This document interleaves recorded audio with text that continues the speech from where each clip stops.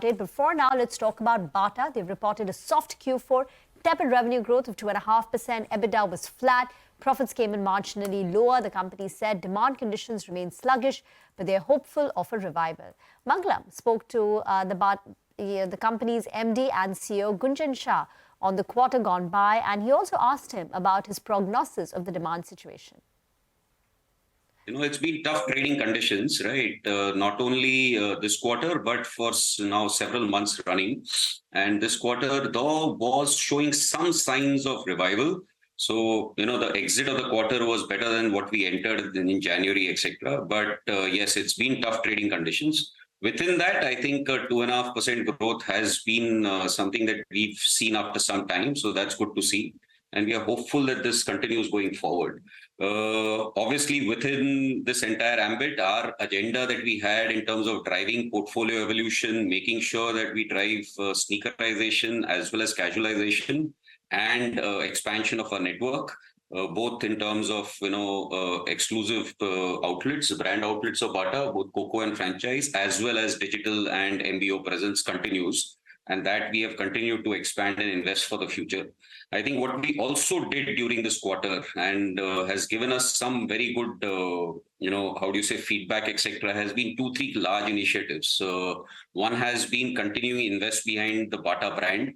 We launched and ran our campaign on 10 on 10, which is footwear that you can wear right from morning to evening for formal as well as informal occasions. And that gave us some very good feedback from a consumer perspective, etc. Backed by obviously great collections, some of it you see in the background here. Besides that, we continue to invest behind some of our quote-unquote power brands. Power itself, it grew much better in double digits in this quarter, as well as Floats. And Floats continues to expand extremely fast. Now we are there across our network, and we have now opened the Floats doors itself, which are at about a dozen doors. Right. So we will talk about all of that in just a bit in detail. But until we do that, let's drill it down to the basics, the numbers. Some of your peers have guided for double-digit revenue growth in FY25, hoping for some recovery. You said that there was optimism towards the last month of the previous quarter. Can you go out and say that maybe double-digit is not ruled out for this year? Is that a possibility? No, definitely not ruled out. But it's, as I said, we have got to see a longer horizon. While I said we did see improvement during the quarter, but we got to see how it juxtaposes throughout a period of time. And therefore, we'll be cautiously optimistic, Mangalam, going ahead. What is cautious optimism when it comes to numbers? Is it 8%? Is it 10%? Is it 12%? I will refrain from giving you a forecast as usual. But as I said, I'll still maintain cautious optimism. You spoke about, store expansion. Your network is close to around 1329 company-owned stores. I believe you have over 500 franchise stores as well. You had this target of 2,500 stores by FY26. Is that still on the cards?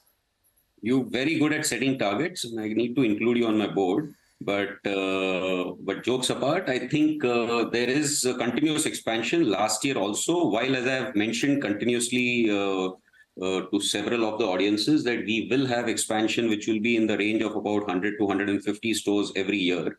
And even last year, we added almost about 140 stores with a ratio of bent towards franchise, which is about 80-20.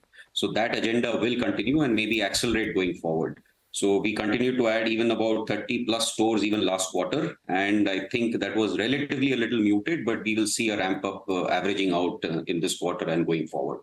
So expansion agenda will continue. One of the interesting things about your business, even as you have almost 1,800 stores right now, is the renovation and sneakerization of the stores that you're doing. So I wanted to understand the economics of the same. How much does it cost to renovate a certain store?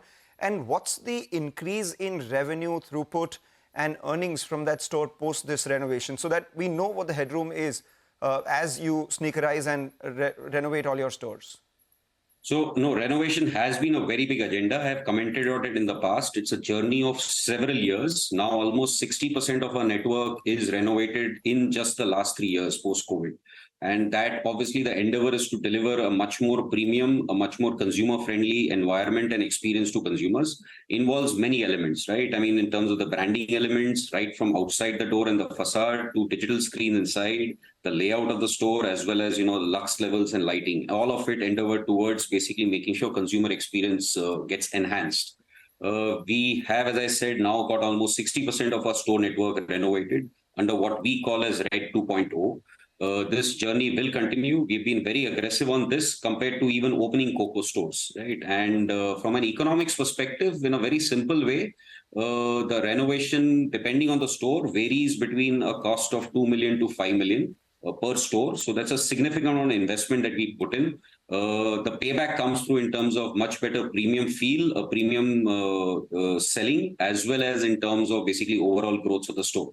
We expect a renovated store to deliver us basically delta to rest of the network, almost 500 to 1,000 basis point extra growth. And that more than makes up and delivers great payback in terms of financials. And that's broadly how they... That's interesting. And what about these standalone brands that you're talking about, leveraging the power of, say, you have floats and also power. You started your first power EBO. What is the average revenue of a power EBO or any EBO for that matter as against the entire universe of Bata? So Mangalam, it will vary, and it will vary by the concept, it will vary by stabilization, not only of the franchise, like a Power EBO is a franchise that we are creating outside the Bata store, but also by time, right? It develops a habit from consumers, etc. A lot of almost 70% of our consumers are regular consumers who come repeatedly to our stores. And so that takes time to build up awareness, etc., that we do. But however, as I have mentioned at the start, and we will continue this journey, we've got almost a dozen doors of floats opened. These are pop-up stores that we are doing, and we are looking at now as the floats range expands. Floats is on a very aggressive run rate of growth, etc.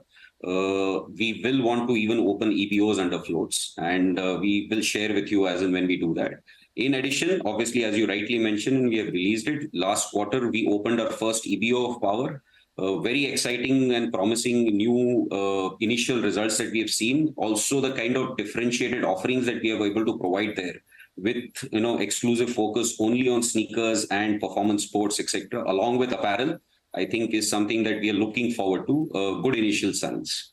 Are you comfortable on margins at around 23%, or do you see scope for further improvement there?